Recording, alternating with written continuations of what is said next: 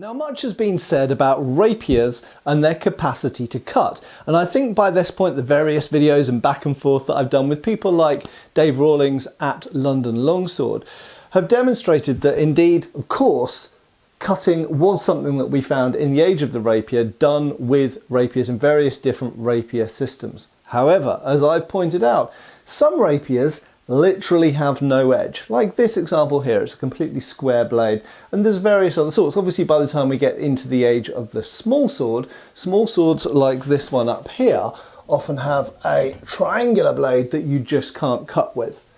But looking at Joseph Sweatnam's treatise, we actually find another reason why you should avoid cutting with rapiers. Hi folks, I'm Matt Easton of Schola Gladiatoria. So first up, I want to give credit here for this, the inspiration for this video to Andy over at Delatrex Swords, and I'm going to link his channel down below. Now actually he's done a bunch of videos which have given me some ideas for new videos, doing really good content, so check out his channel. But he actually did a response video to myself and London Longsword, aka David Rawlings, quite some time ago that for some reason I never saw. I completely missed it, but I managed to watch it today. Now that was the discussion about rapier versus katana. Okay, so we're basically looking at this interesting period in the 16th century when Europeans started coming up against Japanese swordsmen. Now, we did a lot of content back then on that topic, so I'm not going to go into that, but he did touch on something really interesting in that video, and that is that there is a quote in Joseph Sweatnam's treatise of 1617. He was an English fencing master who wrote a book, thankfully for us, because we don't have a lot of English rapier material. And he talks about why you shouldn't cut with the sword.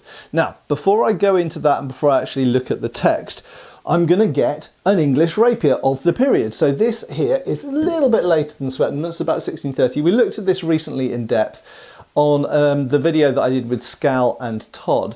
And this was when we decided to choose. This was the rapier that I decided to choose because it had some capacity to cut. Now, on that, I should point out that when we are fencing with rapiers, I personally discount an awful lot of cuts. Now I'm primarily a sabreur, so very often when I'm fencing people who are primarily rapierists, there are cuts I can put on them, or should we say touches, hits that I can put on them in fencing, which very often they have trouble dealing with because they're not primarily cut fencers, they're primarily thrust fencers.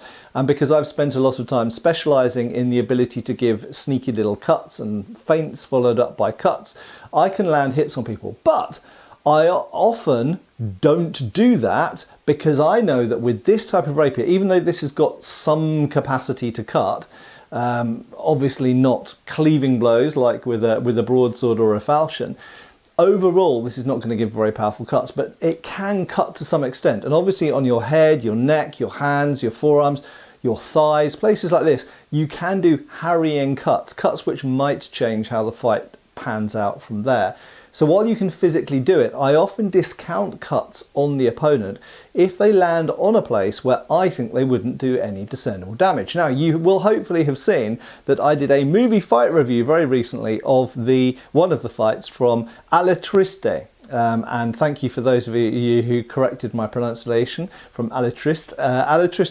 And in that, I criticised the giving of a cut with a rapier, but I did point out that there are period sources, rapier treatises where they do cut with rapiers, absolutely, and it was done and it was normal, but more or less there are even accounts where they describe actual fights where they say that the people cut a lot because under pressure, under stress, people have a tendency to cut even if the weapon actually dictates that thrusting would be a better idea. But here Sweatnam gives us an interesting piece of information about cutting with the rapier, and he actually tells you not to do it. So this is the quote from Joseph Sweatnam's treatise of 1617. This is in the section called Certain Reasons Why Thou Must Not Strike with the Weapon in a Fight, strike as opposed to thrust. And the second reason he says is the next danger is if it be with a sword is this, thou mayst break or bow him, that means bend. or he may slip out of the hilt. So it's as simple as that. He's saying that when you give a strike, there is a greater danger of breaking the blade. And indeed, yes, when you give a cut, if the opponent blocks or parries with their sword, indeed, there is a chance that you can break the blade. And this even happens with our practice weapons. I've seen it happen with modern Olympic style fencing sabres. I've seen it happen with so-called feder, so longsword practice swords.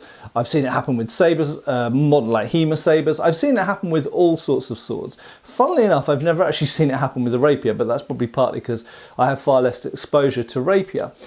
And so this is the fact. The fact is that a sword blade, especially a European sword blade, is generally distally tapered. The strongest part of the blade, known as the fort, meaning strong, is the base of the blade here. And the foible, meaning weak, is the part of the blade up here.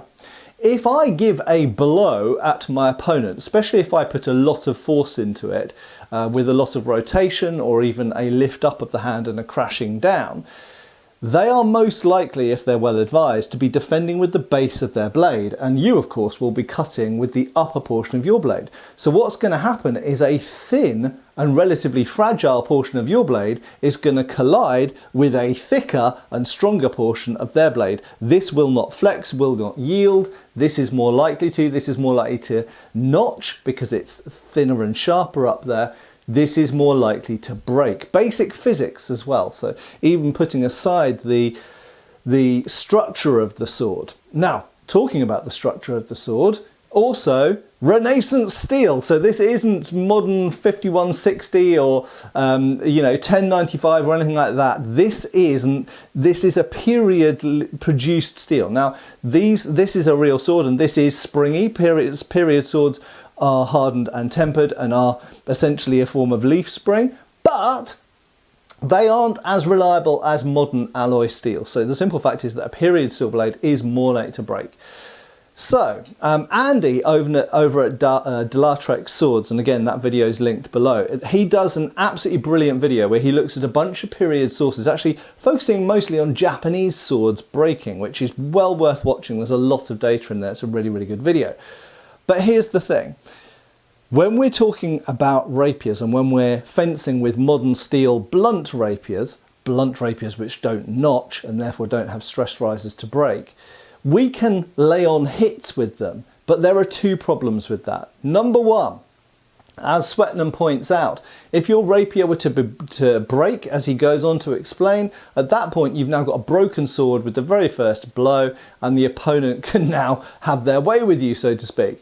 But the second fact is that it's also, a lot of the time, not going to do very much. As I pointed out in my A La Triste movie fight review recently, if a person's wearing a hat, if they're wearing a doublet, if they're wearing all these sorts of clothes, maybe a jacket, maybe they've got a bandolier because they're a musketeer and all this kind of stuff, they've got stuff on, many cuts to many parts of the body with a rapier are not really going to do much. That you only really have a limited number of targets, the face, the hands, maybe the thighs, that are really valid and effective targets to cut at with most rapiers. Now, bearing in mind, there are things like the Munich Town Guard sword. I personally wouldn't call that a rapier, I'd call that more of a side sword. But there are some rapiers that literally can't cut at all because they don't have edges, and there are some rapiers which have great big broad blades. This isn't a rapier, but they have essentially broadsword blades. I wouldn't call those rapiers personally, but some people would. So clearly there are some types of swords which can cut, some swords which can't cut, and then there's the rapiers in the middle which can cut a bit. But we have to bear in mind that this comes with two big inherent risks. One, that your cut won't do anything, and that is a tempo or time in which you could have run the person through with the point, and that definitely would do something.